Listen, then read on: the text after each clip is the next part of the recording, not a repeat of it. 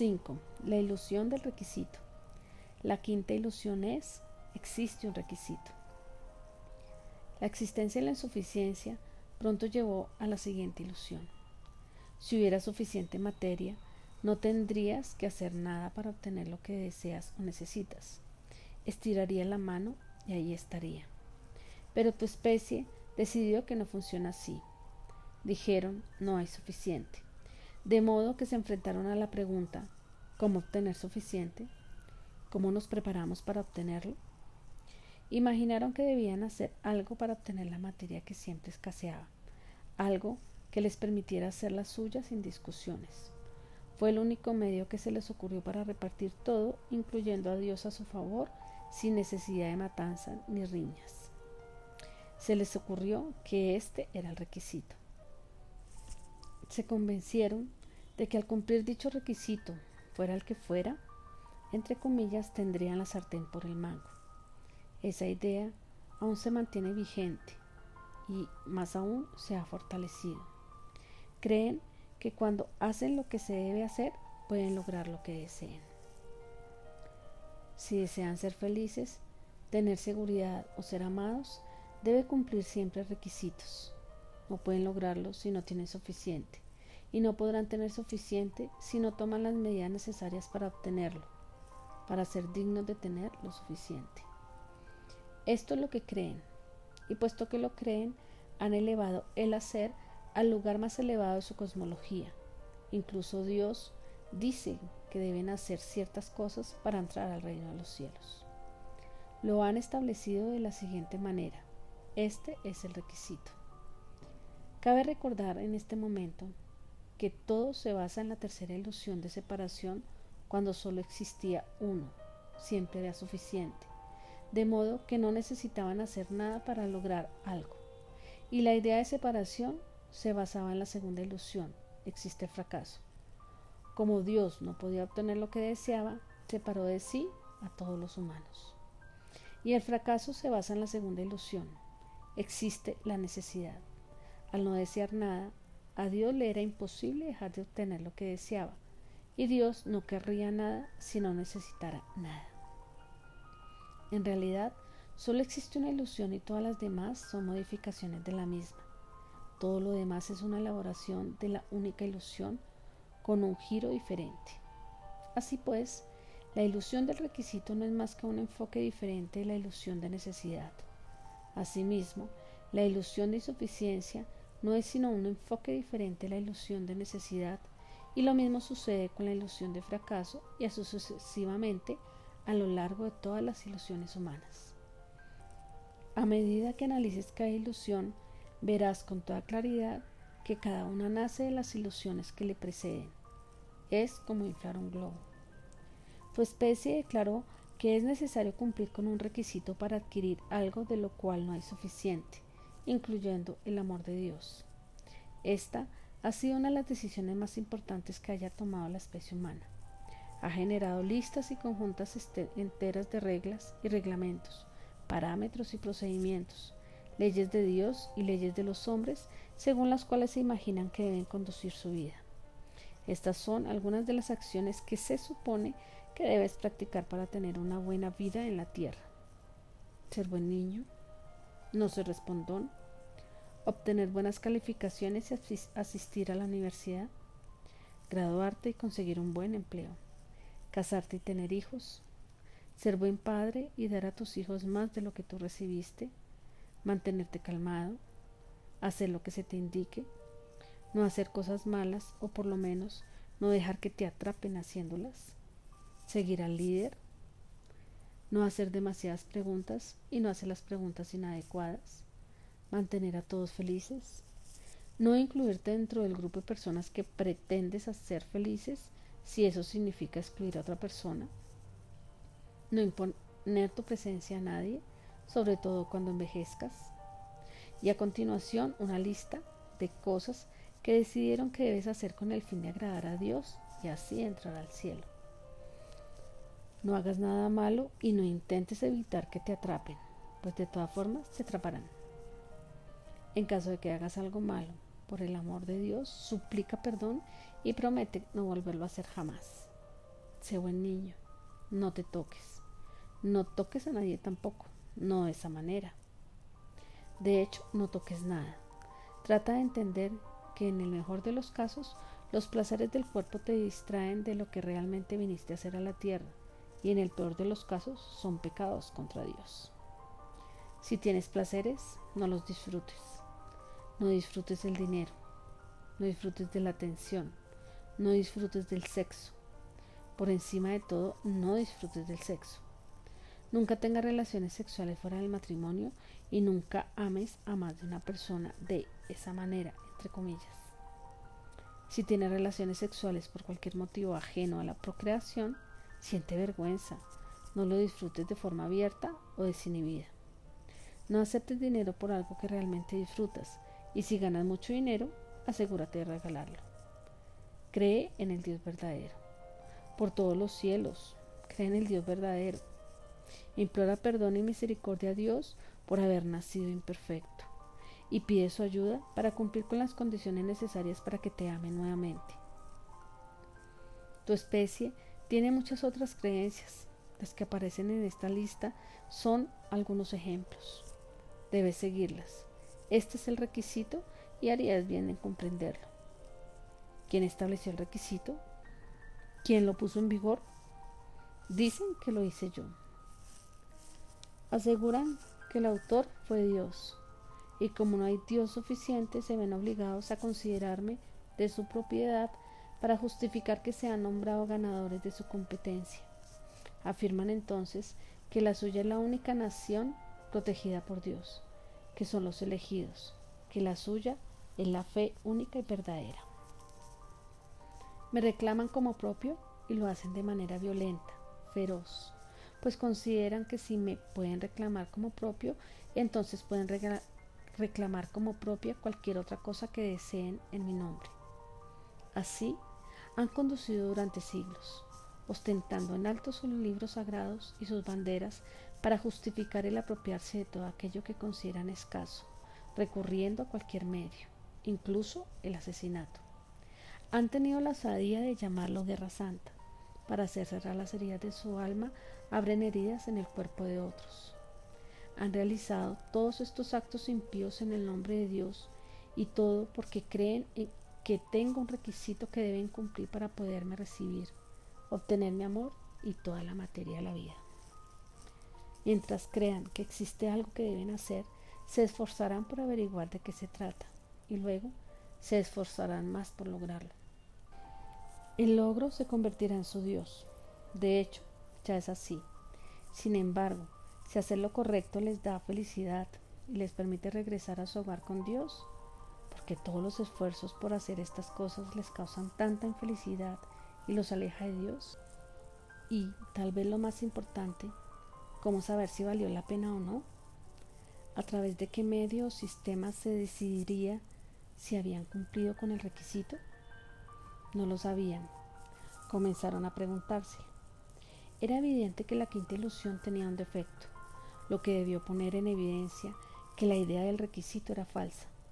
Pero los seres humanos sabían, en un nivel muy profundo, que no podían abandonar la ilusión o algo muy importante llegaría a su fin. Una vez más tenían razón. Pero también aquí cometieron un error. En lugar de identificar la ilusión como tal y usarla para el fin que pretendían, pensaron que debían corregir su defecto. Con el fin de corregir el defecto de la quinta ilusión, crearon la sexta. 6. La ilusión del juicio. La sexta ilusión es: existe el juicio. Tu decisión de que debes hacer algo para obtener algo de lo que no hay suficiente, incluyendo Dios, te ha obligado a responder algunas preguntas difíciles. ¿Cómo se sabrá si una persona cumplió con el requisito o no? ¿Y qué sucederá con los que no lo cumplieron? La respuesta a estas preguntas dio lugar a la invención del juicio. Pensaste que debería haber un árbitro, y como el Creador fue quien estableció el requisito, lo lógico era que él decidiera también quién lo había cumplido y quién no. Durante mucho tiempo, tu especie estuvo convencida de que era necesario hacer algo para complacer a Dios y que, de no ser así, las consecuencias serían trágicas. Es comprensible que llegaran a esa conclusión. Cuando miraban a su alrededor, veían que a algunas personas les iba bien en la vida y a otras no. La mente primitiva se preguntaba por qué, y se les ocurrió una respuesta primitiva. La fortuna sonreía solo a quienes eran dignos de la gracia de los dioses. Los dioses debían ser satisfechos y posteriormente no juzgarían por ello. Conforme a esta creencia surgieron sacrificios y rituales de todo tipo para apaciguar a las exigentes deidades. En este periodo temprano, la sensación de insuficiencia de tu especie fue tan intensa que llegaron a pensar que los dioses competían entre sí. Existían muchos dioses a quienes complacer y solía ser fácil saber qué había que hacer para mantenerlos a todos contentos. Cada desastre, cada granizada, cada huracán, cada sequía, hambruna o calamidad personal se consideraba prueba de lo que los dioses no estaban satisfechos o en ocasiones de que estaban en guerra unos contra otros. ¿De qué otra manera se podría explicar lo que ocurría? Ahora bien, estas creencias surgieron durante los tiempos antiguos, pero a través de los milenios se han ido refinando. Actualmente, la mayoría no cree en una larga lista de dioses enfurecidos a los que hay que apaciguar, sino en un solo Dios enfurecido al que hay que apaciguar. Aunque parezca que tu especie ha evolucionado y que hace tiempo que dejó atrás estos conceptos primitivos que visualizaban a un Dios vengativo, estas ideas siguen dominando la teología de tu planeta. El modelo de Dios vengador nunca ha perdido popularidad en su sociedad. Han aprovechado tanto los desastres personales como los planetarios para demostrar su validez. En tiempos muy recientes hubo mucha gente, entre ellos líderes peligrosos, que proclamaron que los infortunios de la vida, como la epidemia del SIDA, eran un castigo de Dios por la conducta individual o colectiva de la especie humana. Muchas personas siguen creyendo que existe un requisito establecido por mí, el cual deberán cumplir si desean recibir recompensas aquí y en el cielo. Continúan pensando que hay un tribunal que juzga quién ha cumplido el requisito y quién no. Por otra parte, algunas teologías afirman categóricamente que nadie puede cumplir el requisito, hagan lo que hagan, aunque tengan una vida perfecta, sin ningún error, tropiezo o falta. Según dichas enseñanzas, todos nacen imperfectos. Algunas religiones lo llaman el pecado original, con una mancha en el alma antes de empezar a vivir. Ningún acto puede eliminar esta mancha, ni siquiera el arrepentimiento. Solo pueden lograrse por la gracia de Dios. Y Dios, según se enseña, no concede esta gracia a menos que la persona se acerque a Él de un modo concreto. Esta enseñanza manifiesta que yo soy un Dios muy quisquilloso, un Dios que no concede el júbilo del cielo a quien no haga lo que yo diga. Se ha dicho que yo soy muy obstinado en cuanto a esto, que en realidad no importa cuán bondadosa, compasiva, generosa o noble haya sido una persona. No importa cuán arrepentida esté por sus ofensas ni lo que haya hecho para rectificar su conducta. No importa si le ha hecho al mundo la contribución más grande para mejorar la vida en el planeta. Si no ha venido a mí por el sendero correcto, pronunciando las palabras adecuadas y creyendo en la religión verdadera, no podrá sentarse a la derecha del Dios Padre Todopoderoso.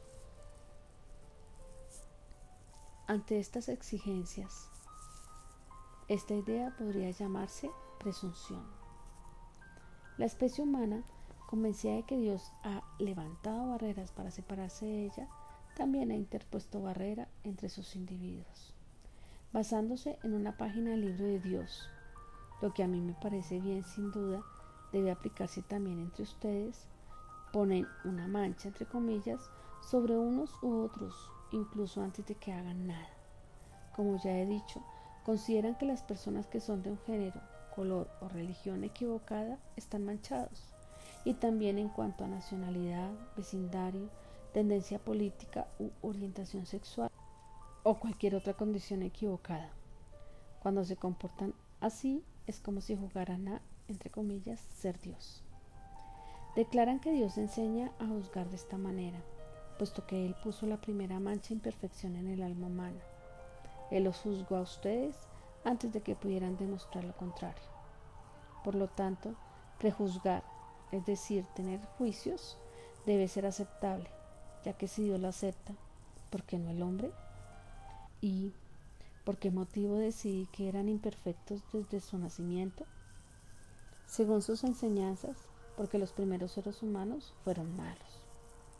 De este modo comprobamos cómo se remitieron a las primeras tres ilusiones para justificar las tres siguientes. Funciona así. Cada nueva ilusión provoca la siguiente y así, y a su vez, demuestra las anteriores. Tu cultura dice que cuando Adán y Eva pecaron, fueron expulsados del paraíso, y tanto ellos como su descendencia perdieron la felicidad y el derecho a la vida eterna. No solo los sentencia a una vida de limitación y esfuerzo, sino a la muerte, la cuarta ilusión, condiciones que no sufrían antes de su tropiezo. Otras culturas y teologías que aún existen en su planeta no aceptan la historia de Adán y Eva, pero crearon su propia prueba de que existe un requisito. La mayoría está de acuerdo con que ustedes son imperfectos a los ojos de Dios y deben hacer algo para alcanzar la perfección. Le hace purificación, salvación, iluminación. Como creen que el ser humano es imperfecto, puesto que yo mismo les he otorgado esta característica, se lo atribuyen entre ustedes con toda libertad, y siempre esperan de los demás lo que creen que yo espero, la perfección. Se pasan la vida exigiendo perfección a los que ustedes mismos consideran imperfectos. Su primer error, y el que suele resultar más caro, es hacérselo a ustedes mismos, y después cometen un segundo error al exigírselo a los demás. Así, es imposible que alguien pueda cumplir el requisito. Los padres exigen perfección de sus hijos, y los hijos exigen perfección de sus padres. Los ciudadanos exigen perfección de su gobierno, y el gobierno exige perfección de sus ciudadanos. La Iglesia exige perfección de sus fieles, y los fieles exigen perfección de su Iglesia.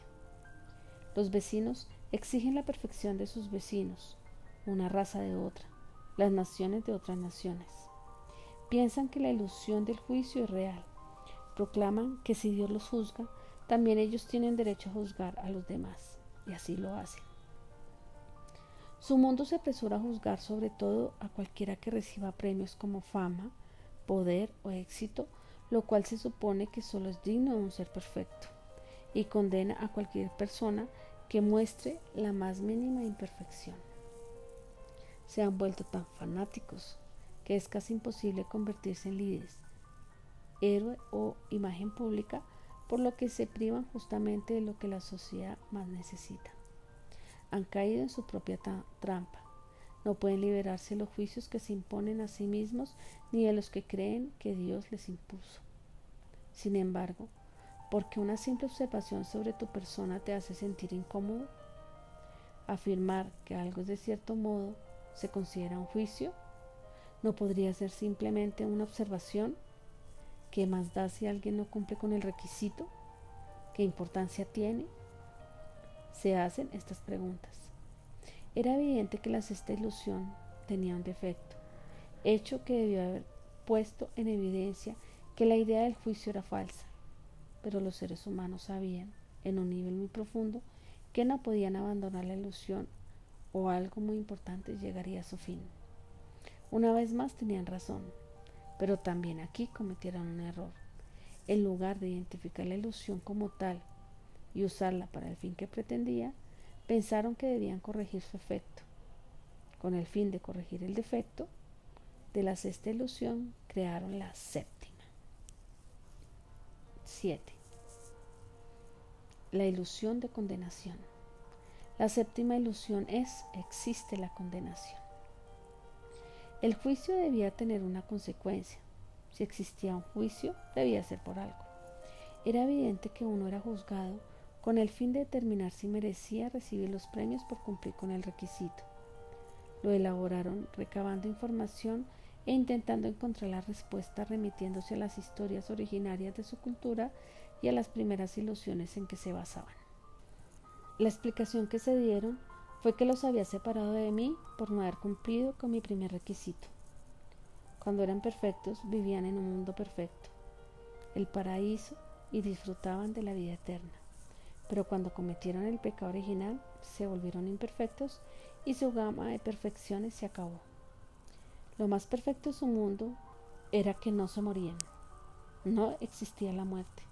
No obstante, al finalizar su vida perfecta, pensaron que la cuarta ilusión era cierta. Existe la insuficiencia. No hay suficiente. Ni siquiera había suficiente vida. La muerte era la consecuencia, el castigo por no cumplir con el requisito. ¿Pero cómo?, se preguntaron los pensadores más avanzados de su especie. Si todo muere, ¿cómo podía ser la muerte el castigo por no cumplir el requisito? Incluso los que sí lo cumplían se morían. Tal vez la razón de que existiera la muerte fuera simplemente la insuficiencia del universo. La insuficiencia esperaba. Esto lo dedujeron en la cuarta ilusión. Pero si la muerte era resultado de la insuficiencia, entonces ¿cuál era realmente el resultado de no cumplir con el requisito? Había un error. No tenía sentido. Regresaron al mito original. Dios expulsó a Adán y a Eva del jardín por no cumplir el requisito. Esto creó la separación, lo cual creó la insuficiencia, lo cual creó el requisito. De modo que la insuficiencia es la consecuencia del castigo de Dios. El castigo fue la separación y la insuficiencia el resultado. La muerte es insuficiencia de vida y por extensión el castigo. Así lo razonaron. El propósito de morirse debía ser el castigo por no cumplir el requisito, pues sin la muerte solo quedaba lo que siempre había existido, a saber, la vida eterna. Y si pudieran vivir eternamente, ¿cuál sería la consecuencia de no cumplir el requisito de Dios? De este modo, lo que siempre ha existido recibe el nombre de premio. Eso es, se dijeron, la vida eterna es el premio. Pero entonces surgió otro dilema. Si existía la muerte, la vida eterna no podía existir. Un nuevo reto. ¿Cómo concebir que ambas puedan existir aunque parezcan excluirse mutuamente? Decidieron que la muerte del cuerpo físico no significa la muerte. Decidieron que la vida debía continuar después de la muerte física, ya que la existencia de la muerte excluía la posibilidad de una vida sin fin. Pero, si la vida continuaba después de la muerte física, entonces ¿cuál era el objetivo de la muerte? No tenía objeto. Así que fue necesario crear otra consecuencia en la vida posterior a la muerte. La llamaron condenación. Pensándolo bien, encajaba a la perfección. Concordaba con lo establecido en la segunda ilusión. El resultado de la vida es incierto. Existe el fracaso. Ahora podían tenerlo todo. Podían tener muerte y vida eterna, castigo y premio. Al situarse después de la muerte, se convencieron de que la muerte no era el castigo, sino la máxima manifestación de la insuficiencia, la evidencia más impresionante de que existía la cuarta ilusión. Ahora sí que era cierto que una ilusión sostenía a la otra. La conexión era perfecta. Había acabado su tarea y se encontraban ante la realidad producida por su cultura, así como por su creación ilimitada y por el legado de los mitos que la fortalecían. Los mitos son el sostén de la historia, y la historia es el sostén de las ilusiones. Esta es la superestructura de su cosmología. Estos son los fundamentos de razonamiento, y todos son falsos. La muerte no existe. Decir que existe la muerte es como decir que tú no existes, y tú eres la vida misma. Decir que existe la muerte es como decir que Dios no existe, y Dios es todo lo que existe. Dios es justamente eso. Y si todo forma parte de una unidad, lo cual es cierto, si algo muere, todo muere. Dios también.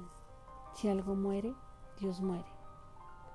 Esto, claro, no puede ser. Por lo tanto, debes saber lo siguiente. La muerte y Dios se excluyen mutuamente. No es posible que existan a la vez. Si la muerte existe, Dios no existe, o Dios no es todo lo que existe. Dicha conclusión da lugar a una pregunta interesante. ¿Existe algo que no sea Dios?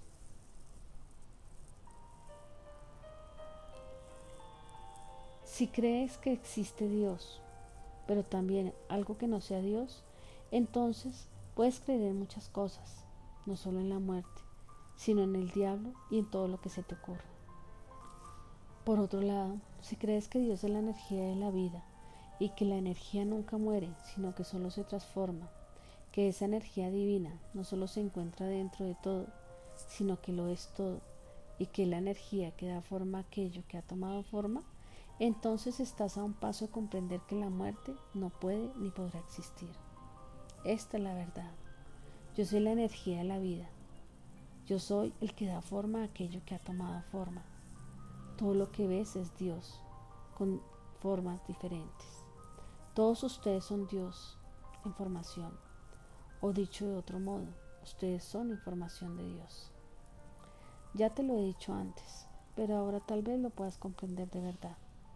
He reiterado muchas cosas en nuestras conversaciones y lo he hecho a propósito para que asimiles por completo todos los conceptos expuestos antes de que intentes entender los siguientes. Quizá alguien desea avanzar más rápido. Tal vez piense, bien, ya lo entendí. Sin embargo, ¿realmente lo entiendes? La vida que llevas es la demostración de lo que has entendido y lo que no. Es el reflejo de tus razonamientos más profundos. Si en tu vida gozas de alegría constante y dicha absoluta, es que ya lo has entendido. Significa que tu vida no tiene las condiciones que causan dolor, sufrimiento y desilusión. En realidad significa que vives con alegría a pesar de las condiciones. Tu perfección no se basa en condiciones. Eso es amor incondicional, del cual te he hablado muchas veces. Quizá lo sientas respecto a otra persona o por la vida misma. Cuando sientes un amor incondicional por la vida, entonces amas la vida tal y como es, en este momento y lugar. Esto solo es posible cuando, entre comillas, ves perfección. Te digo que todo y todos son perfectos. Cuando lo comprendas, estarás alcanzando la maestría. Sin embargo, solo lo comprenderás cuando sepas exactamente cuál es el motivo de la gente, cuál es el propósito de todo lo que existe bajo el cielo. Por ejemplo, cuando entiendas que el motivo de que repita los puntos principales de este diálogo es que te adentres en tus propios razonamientos y que te acerques cada vez más a la maestría, entonces te encantará que te lo repita, porque comprenderás su beneficio, abrazarás el regalo.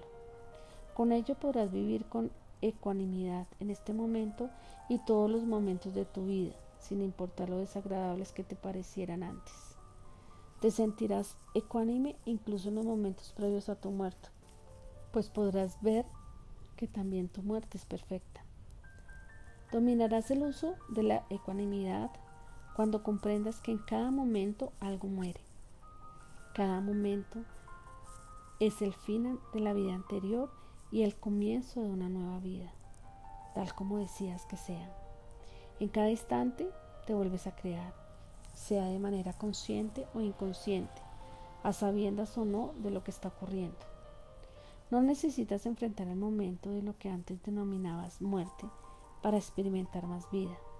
Puedes experimentar más vida cada vez que así lo desees, de cientos de maneras diferentes, 100 veces diferentes, al momento de tu nacimiento y al momento de tu muerte o en cualquier momento. Te lo prometo. Vas a sentir más vida cuando te mueras físicamente y con ello te convencerás más que nunca de que sí hay más vida, que la vida sigue y que jamás termina. En este instante te darás cuenta de que nunca hubo insuficiencia de vida y de que nunca hubo insuficiencia en la materia de la vida. Eso desvanecerá la cuarta dimensión para siempre, pero puedes lograrlo antes del momento de tu muerte y ese es el mensaje que aquí te doy. La manera de producir más vida es experimentar más muerte. No permitas que la muerte ocurra una sola vez en tu vida. Experimenta cada momento de la vida como una muerte, pues así cambiará realmente la idea de que tienes de ella y aceptarás que es tan solo el fin de una experiencia y el comienzo de otra. Cuando lo logres, podrás celebrar un pequeño funeral por cada instante que ha pasado, por lo que ha muerto, y podrás mirar al frente y crear el futuro. comprendiendo que hay futuro, que hay más vida. Cuando lo comprendas, desaparecerá la idea de que no hay suficiente y podrás comenzar a emplear cada dorado instante del presente de una forma nueva, con una nueva comprensión y una apreciación más profunda, con mayor conciencia y más discernimiento, y tu vida nunca volverá a ser igual. Una vez que entiendas que siempre hay vida, aprenderás a aprovechar la ilusión de insuficiencia de vida. La ilusión te servirá de ayuda, en lugar de ser un obstáculo, cuando recorras el sendero de regreso a casa. Puedes relajarte, ya sabes que tienes más tiempo, a pesar de la ilusión de que el tiempo se está agotando. Puedes crear con gran eficiencia, pues sabes que tienes más vida, a pesar de que la ilusión de tu vida se acaba. Puedes encontrar paz y alegría, a pesar de la ilusión de que no hay suficiente de lo que crees necesitar, pues ahora sabes que sí hay suficiente. Hay suficiente tiempo, suficiente vida y suficiente materia de vida para que puedas vivir con felicidad eternamente. Cuando te permites concebir que hay suficiente de lo que consideras insuficiente, comenzarán a ocurrir cambios extraordinarios en tu manera de vivir. Cuando entiendas que hay suficiente, dejarás de competir con los demás. Dejarás de competir por el amor, el dinero, el sexo, el poder o cualquier cosa que antes creías era insuficiente. Se acabó la competencia. Esto lo transforma todo. Ahora, en lugar de competir con los demás para obtener lo que deseas, comenzarás a regalarlo. En lugar de pelear por conseguir más amor, empezarás a dar más. En lugar de luchar para lograr más éxito, te cerciorarás de que los demás lo tengan. En lugar de esforzarte para detener el poder, comenzarás a otorgárselo a los demás. En lugar de buscar afecto, atención, satisfacción sexual y seguridad emocional, descubrirás que tú eres la fuente de todo ello. Darás a los demás todo lo que alguna vez deseaste, y lo asombroso es que en la medida en que des, también recibirás. De repente tendrás más de lo que regalas. El motivo es muy claro. No tiene nada que ver con que tus actos sean, entre comillas, moralmente correctos, espiritualmente iluminados, ni la voluntad de Dios. Se debe a una verdad muy sencilla. No hay nadie más, solo existe uno. Sin embargo, la ilusión indica que no es así. Dice que están separados entre sí y separados de mí. Muestra que no hay suficiente, ni siquiera de mí, de modo que debes tomar medidas para obtenerlo. Dice que serás vigilado muy de cerca para que así sea y que, si no lo haces, serás condenado. No parece un acto muy amoroso, y sin embargo, si algo han enseñado todas sus culturas, es que Dios es amor, amor supremo, amor absoluto, amor incalculable. No obstante, si Dios es amor, ¿cómo puede existir la compensación? ¿Cómo nos puede sentenciar Dios a una tortura eterna fuera del alcance de cualquier descripción? Los seres humanos comenzaron a formularse estas preguntas. Era evidente que la séptima ilusión tenía un defecto. Esto debió ponerse en evidencia que la idea de la condenación era falsa, pero ustedes sabían, en un nivel muy profundo, que no podían abandonar la ilusión o algo muy importante llegaría a su fin. Una vez más tenían razón, pero también aquí cometieron un error. En lugar de identificar la ilusión como tal y usarla para el fin que pretendía, pensaron que debían corregir su defecto. Con el fin de corregir el defecto de la séptima ilusión, crearon la octava. 8. La ilusión de condicionalidad. La octava ilusión existe la condicionalidad. Para que exista la condenación, debe haber algo que no se comprenda acerca del amor. Llegaron a esta conclusión e inventaron la condicionalidad como característica de la vida para resolver el dilema que representaba. Todo en la vida debe ser condicional. ¿Nos saltaba a la vista? Se preguntaron algunos filósofos. ¿No han comprendido la segunda ilusión? El resultado de la vida es incierto. Existe el fracaso.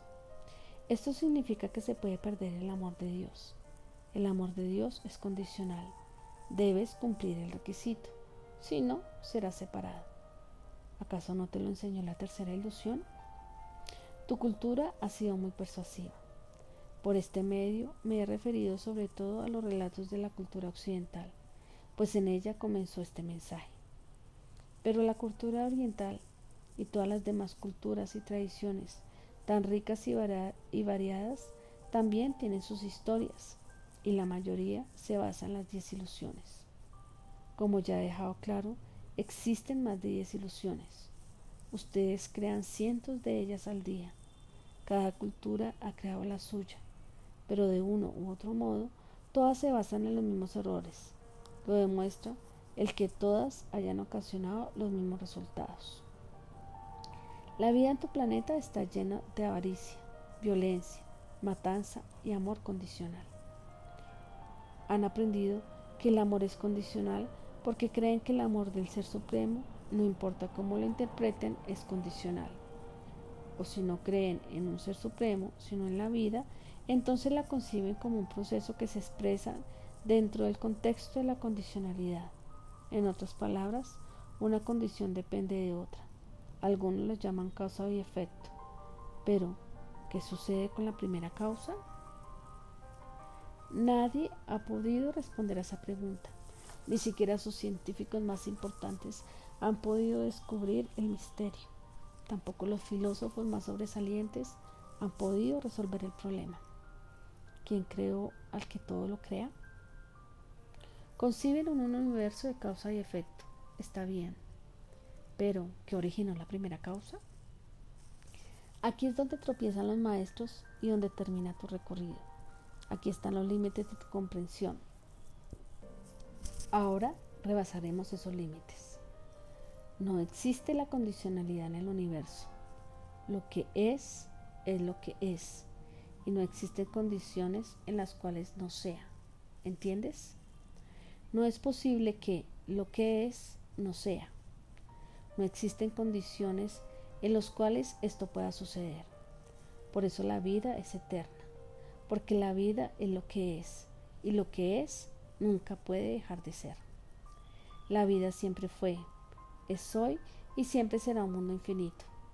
Lo mismo sucede con Dios, pues Dios es la vida misma. Lo mismo sucede con el amor, pues el amor es Dios mismo. Por tanto, el amor no tiene condiciones. El amor simplemente es. El amor no puede dejar de ser y no existen condiciones en las cuales se le pueda hacer desaparecer. Puede sustituir la palabra vida o la palabra Dios por amor en la oración anterior y seguirá siendo verdadera.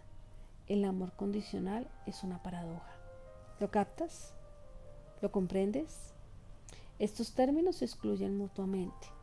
La experiencia de la condicionalidad y la experiencia del amor no pueden existir al mismo mundo, al mismo tiempo y en el mismo lugar. Lo que está destruyendo la humanidad es creer lo contrario. Tu civilización ha elegido vivir la octava ilusión hasta un punto muy elevado y por ese motivo corre el peligro de extinguirse. Ustedes no corren ese peligro, es imposible, ya que son la vida misma. Sin embargo, la forma en que hoy expresan la vida, la civilización creada y que están a punto de destruir no es irremediable. Una de las maravillas de ser quienes son realmente es que pueden cambiar de forma cada vez más lo que deseen. De hecho, así pasa todo el tiempo. Pero si les gusta la forma en que viven ahora, ¿por qué cambiarla? Esa es la pregunta a la que se enfrenta la especie humana. Se les ha concedido un paraíso para vivir, se les ha facilitado todas las alegrías posibles de la vida física.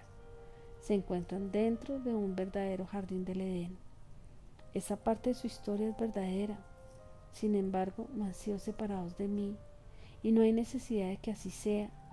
Podrán gozar este paraíso cuando deseen o podrán destruirlo en un instante. ¿Qué prefieren? Están a punto de elegir lo segundo. ¿Es esta tu elección? ¿Es esta tu decisión consciente? Estudien esta pregunta con mucho cuidado. Hay mucho en juego en su respuesta. A pesar de que no exista una verdadera condicionalidad en el universo, ustedes creen firmemente que existe. Con seguridad, existe en el reino de Dios. Todas las religiones lo enseñan. Por lo tanto, debe existir en el universo. Decidieron que esto era un hecho. Así pues, generaciones enteras se han dedicado a averiguar qué condiciones les permitirían crear la vida que deseen, así como la existencia después de esta. En el caso de no cumplir el requisito, si lo cumplen, no hay problema. Pero, ¿y si no? Esta búsqueda los ha llevado a un callejón sin salida, pues no existen las condiciones. Pueden tener la vida que deseen y la vida después de la vida que se imaginen, simplemente eligiéndola. No se lo creen, no puede ser tan sencillo. Dicen, no, hay que cumplir un requisito. No se consideran seres creativos, ni tampoco me consideran a mí creativo. Piensan que de alguna manera yo puedo dejar de obtener lo que deseo, que todos mis hijos regresen a mí, lo cual significa que yo no soy un ser realmente creativo, sino un ser dependiente. Si yo fuera de verdad creativo, podría crear todo lo que deseara, pero aparentemente dependo de ciertas condiciones para poder obtener lo que deseo. Ustedes no tenían la más remota idea de cuáles condiciones debían cumplir para regresar a la casa de Dios. De modo que no hicieron lo mejor que pudieron y se las inventaron. Las llamadas religiones explicaron cuáles eran. Las religiones no solo indicaron cuáles eran los requisitos, sino también cómo volver a conquistar el amor de Dios en caso de cumplir el requisito. Así surgieron los conceptos de perdón y salvación. Eran las condiciones del amor. Dios dice, te amo, sí, entre comillas. Ahí está la condición. Si hubieran visto las cosas con objetividad, el que cada religión explicara el perdón y la salvación de manera diferente, podrían haber sido la prueba de que todo era inventado. Pero la objetividad no es fuerte, incluso en la actualidad. Siguen creyendo que no es invención, que yo puse condiciones para volver conmigo, que existan cientos de religiones que señalen miles de condiciones diferentes, no se debe a que yo les haya dado un mensaje incoherente, sino a que la especie humana no ha sabido interpretarlo. Claro que tú sí lo has comprendido, son los demás, los de otras religiones, los que no lo han comprendido. Ahora que hay varias maneras de solucionarlo, no haciéndoles caso o intentando convertirlos, o tal vez eliminarlos. Tu especie lo ha intentado todo. Tenía derecho, ¿no? Era su responsabilidad, ¿no? ¿Acaso no era la encomienda de Dios? ¿No recibieron la orden de convencer y convertir a los demás para que ellos supieran también cuál era la verdad? ¿Y no estaba justificado realizar matanzas y limpiezas étnicas cuando no podían convencer a los demás? ¿No existía algo implícito que les daba este derecho? Empezaron a plantearse estas preguntas. Era evidente que había un defecto en la octava ilusión. Esto debió poner de manifiesto que la idea de condicionalidad era falsa. Pero ustedes sabían, en un nivel muy profundo, que no podían abandonar la ilusión o algo muy importante llegaría a su fin. Una vez más, tenían razón, pero cometieron un error. En lugar de ver la ilusión como tal y usarla para el fin que pretendía, pensaron que deberían el fin de corregir el defecto de la octava ilusión, crearon la novena.